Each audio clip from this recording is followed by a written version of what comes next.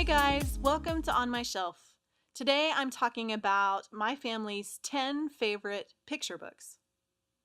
My twins are 4 years old, and this year we didn't really make them a summer reading list because we read an average of 4 books a day anyway, sometimes more when they ask. So they've actually already finished their summer reading, at least the 15 books we told them all they'd read this summer. So I thought I'd share 10 of our favorite picture books. Here they are in no particular order. 1. The Pout Pout Fish, written by Deborah Dyson, illustrated by Dan Hanna. 2. The Way I Feel, written and illustrated by Janin Kane. 3. Tumford's Rude Noises, written and illustrated by Nancy Tillman. 4. The Day the Crayons Quit, written by Drew Daywalt and illustrated by Oliver Jeffers. 5. That Is Not a Good Idea, written and illustrated by Mo Willems. 6. Max the Brave, written and illustrated by Ed Veer. 7. A Sick Day for Amos McGee, written by Philip C. Stead and illustrated by Aaron E. Stead. 8.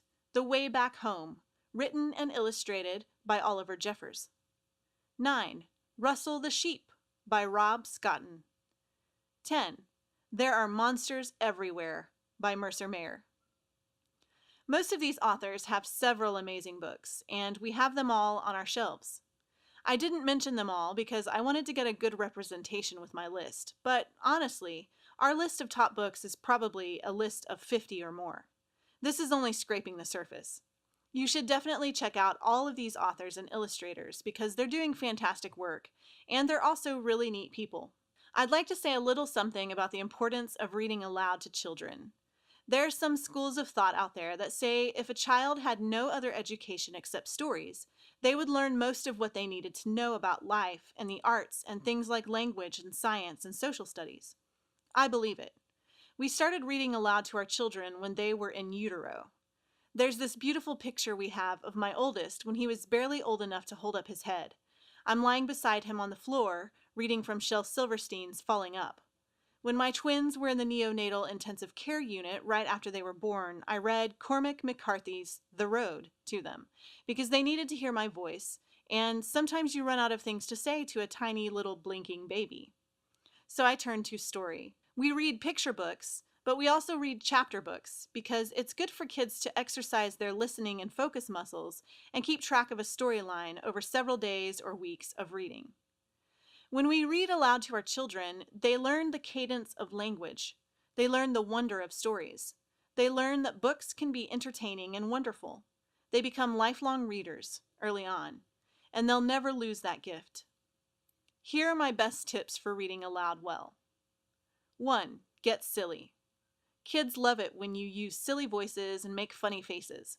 Reading picture books is as much a theater performance as anything else. Make reading fun.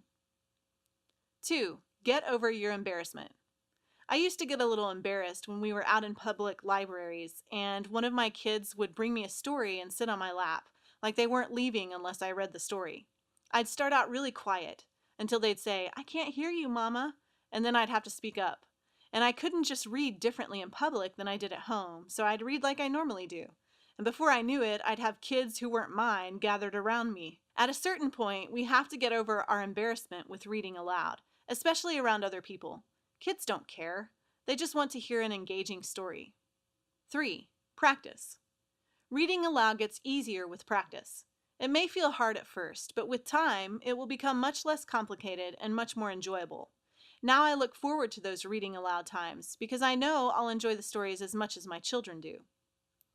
Be sure to visit racheltolson.com to get a free book from my starter library and some of my best book recommendations. If you have any books that must go on my summer reading list, leave them in the comments. For more On My Shelf, subscribe to my YouTube channel. Thanks for watching.